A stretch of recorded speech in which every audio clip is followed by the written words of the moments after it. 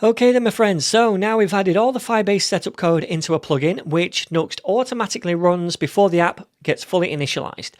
And we'll be able to access the Firestore service through the DB value we returned inside this object right here. So we'll see how to do that later. But first of all, I want to set up a Pinia store to manage the state of the application. And that state is basically going to be all the habits that we eventually add and track.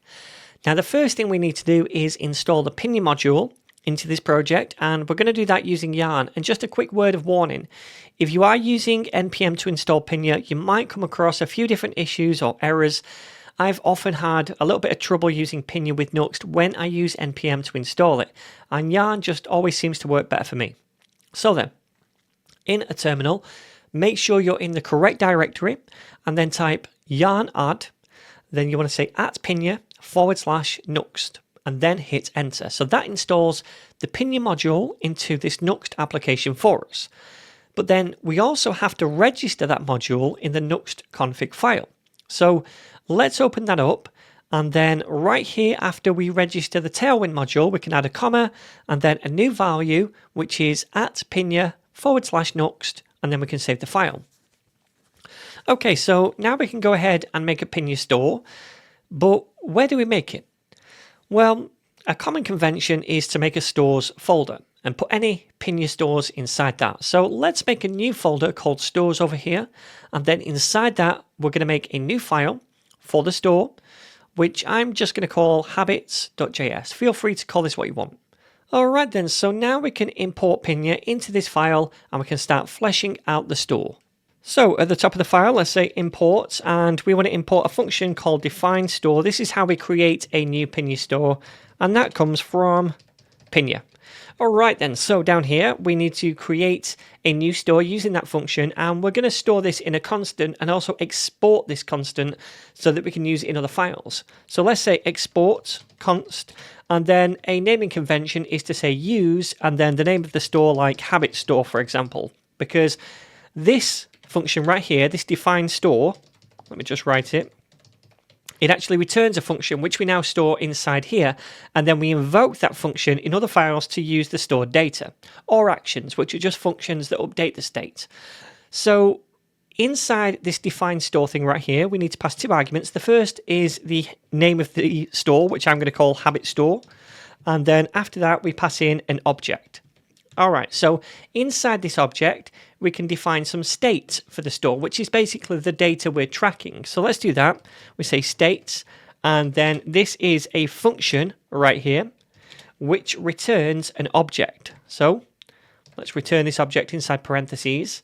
And this object basically represents the state of this store. So we can have different properties on this object. I'm going to create a habits property, and that's going to be an array. Now later, it's going to be some kind of array of objects where each object represents a habit with different properties, right? But for now, let's keep this as an empty array. Then down here, we can also add another property, this time called actions. And actions are basically functions which we're going to call on this store, which update the state. So we might have an action to add new habits or delete them, and they would update the state to add or delete those habits from the array.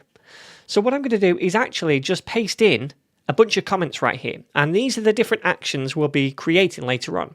So we'll create an action to fetch all the habits from Firestore. When we do that, we're going to obviously populate this array right here with all of the habits. We'll create an action for adding new habits, for updating them, for deleting them, for completing a daily habit, for calculating the habit streak. So there, all the different actions we'll be fleshing out in the rest of this course. For now though, what I'd like to do is show you how we can access this store in another file. So for example, we could go to the index page over here, and inside this setup script, I am going to say const habit store is equal to use habit store. This one right here. And when you click on that, it should import it. So let me grab that import and paste it up here. All right. So we have this use habit store function now being invoked. And what that does is give us access now to the store. So from this, we could access the habits right here, and also any actions we define later on. So for example, down here, I could say console.log habits store.habits. All right.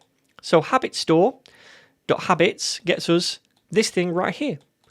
Let me save this now. I'm going to run it by typing yarn dev, and then we're going to view this in a browser.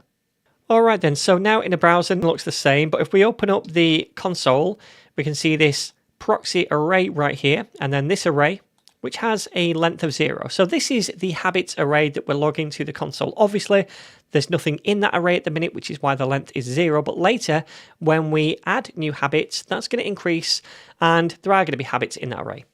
Okay, so now we've set up a Pinia store, and we have that empty array for the habit state. And starting in the next lesson, we're going to start to manipulate that state via some different actions within the store.